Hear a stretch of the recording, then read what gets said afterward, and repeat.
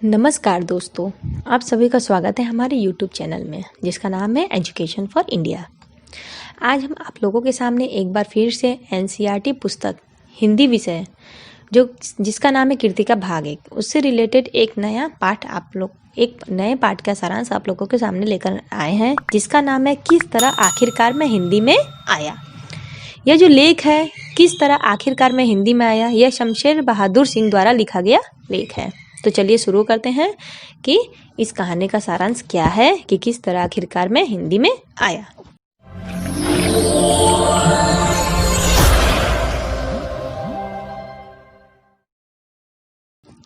प्रस्तुत लेख किस तरह आखिरकार मैं हिंदी में आया हिंदी के प्रसिद्ध लेखक शमशेर बहादुर सिंह द्वारा लिखा गया है।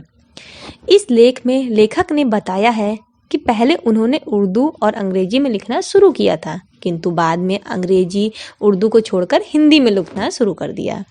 उन्होंने यह भी वर्णन किया कि उन्हें अपने जीवन में क्या क्या कष्ट झेलने पड़े। इसके साथ ही लेखक ने श्री सुमित्रानंदन पंत, डॉक्टर हरिवंश राय बच्चन तथा श्री सूर्यकांत त्रिपाठी निराला जी के प्रति अपनी श्रद्धा को भी व्यक्त किया है। लेखक कहते हैं कि वे जिस स्थिति में थे उसी स्थिति में बस पकड़कर दिल्ली चले गए। दिल्ली आकर वे पेंटिंग सीखने की इच्छा से उकील आर्ट स्कूल में पहुंचे। परीक्षा में पास होने के कारण उन्हें बिना फीस के ही वहां भर्ती कर लिया गया। वे करोल बाग में रहकर कनॉट प्लेस पेंटिंग सीखने जाने लगे। रास्ते में आते जाते वे कभी कविता लिखते और कभी ड्राइंग बनाते रहते हैं और अपनी ड्राइंग के तत्व खोजने के लिए वे प्रत्येक आदमी का चेहरा गौर से देखते थे। पैसे की बड़ी तंगी रहती थी। कभी कभी उनके बड़े भाई तेज बहादुर उनके लिए कुछ रुपए भेज देते थे। वे कुछ साइन बोर्ड पर लिखकर कमा लेते थे। अतः अपनी टीस को व्यक्त करने के लिए वे कविताएं और उर्दू में गजल के कुछ शेर भी लिखते थे। उन्होंने कभी यह नहीं सोचा था कि उनकी कविताएं कभी छपेंगी। उनकी पत्नी टीबी की मरीज थी और उनका देहांत हो चुका था, अतः वे बहुत दुखी रहते थे। इस समय महाराष्ट्र के एक पत्रकार उनके साथ रहने लगे। इसी समय एक बार क्लास खत्म होने तथा उनके चले जाने के बाद बच्चन जी स्टूडियो में आए थे और लेखक के न मिलने पर वे लेखक के लिए एक नोट छोड़ गए थे। इसके बाद लेखक ने एक अंग्रेजी का सोनेट लिखा, किंतु बच्चन जी के पास भेजा नहीं। कुछ समय बाद लेखक देहरादून के केमिस्ट की दुकान पर कंपाउंड्री सीखने लगे। वे दुखी और उदास रहते थे। ऐसे में वह लिखा हुआ सोनेट उन्होंने बच्चन जी को भेज दिया।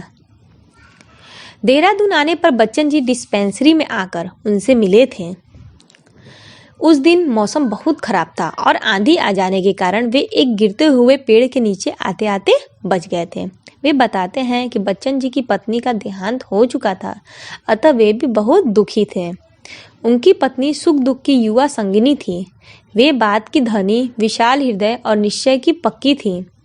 लेखक बीमार रहने लगे थे, अतः बच्चन जी ने उन्हें इलाहाबाद आकर पढ़ने की सलाह दी और वे उनकी बात मानकर इलाहाबाद आ गए। बच्चन जी ने उन्हें एमए में प्रवेश दिला दिया, क्योंकि वे चाहते थे कि लेखक काम का आदमी बन जाए, क्योंकि स्वयं बच्चन जी ने अंग्रेजी में एमए फाइनल करने के बाद 10-12 साल तक नौकरी की थी, परंतु लेखक सरकारी नौकरी नहीं करना चाहते थे। वे बताते हैं कि उन्हें इलाहाबाद विश्वविद्यालय में हिंदू बोर्डिंग हाउस के कॉमन रूम में एक सीट निःशुल्क मिल गई है। इसके साथ ही पंत जी की कृपा से उन्हें इंडियन प्रेस में अनुवाद का काम भी मिल गया। अब उन्हें लगा कि गंभीरता से हिंदी में कविता लिखनी चाहिए, परंतु घर में ही उर्दू का वातावरण था तथा हिंदी में लिखने का अभ्यास छूट चुका था। अतः बच्चन जी उनके हिंदी के पुनर्संस्कार के कारण बने। इस समय तक उनकी कुछ रचनाएं सरस्वती और चांद में छप चुकी थी। अभ्युदय में छपा लेखक का एक सानेट बच्चन जी को बहुत पसंद आया था। वे बताते हैं कि पंत जी और निराला जी ने उन्हें हिंदी की ओर खींचा। बच्चन जी हिंदी में लेखन कार्य शुरू कर चुके थे, अतः लेखक को लगा कि अब उन्हें भी हिंदी लेखन में उतरने के लिए कमर कस लेनी चाहिए। बच्चन जी ने उन्हें एक स्टैंजा का प्रकार बताया था। इसके बाद उन्होंने एक कविता लिख डाली। उन्हें बच्चन की निमंत्रण वे आकार ने बहुत आकृष्ट किया। लेखक पढ़ाई में ध्यान नहीं दे रहे थे, इसीलिए बच्चन जी को बहुत दुख हुआ था। वे बच्चन जी के साथ एक एक बार गोरखपुर कवि सम्मेलन में भी गए थे। अब लेखक की हिंदी में कविता लिखने की कोशिश सार्थक हो रही थी। सरस्वती में छपी उनकी कविता ने निराला का ध्यान खींचा। लेखक रूपाप कार्यालय में प्रशिक्षण लेने के बाद बनारस के हंस कार्यालय की कहानी में चले गए। वे कहते हैं कि निश्चित रूप से बच्चन जी ही उन्हें हिंदी में ले आए। वैसे बाद में बच्चन जी से दूर ही रहे, क्योंकि उन्हें चिट्ठी पत्री तथा मिलने जुलने में उतना विश्वास नहीं था। वैसे बच्चन जी उनके बहुत ही निकट पास रहे। तो ये था लेख किस तरह आखिरकार मैं हिंदी में आया का सारांश, जो शमशेर सिंह बहादुर द्वारा लिखा गया है। यदि आपको हमारा यह सारांश अच्छा लगा तो हमारे वीडियो को लाइक करें, चैनल को सब्सक्राइब करें, साथ ही साथ बेल आइकन पर क्लिक करें ताकि आपको आगे के वीडियो के नोटिफिकेशन मिल सके। और यदि आपको यह सब टेक्स्ट या PDF के रूप में चाहिए तो हमारे वेबसाइट www.educationforindia.com में जाकर इसका टेक्स्ट के रूप में भी आपको मिल सकता है। हमारा वीडियो देखने के लिए बहुत बहुत धन्यवाद।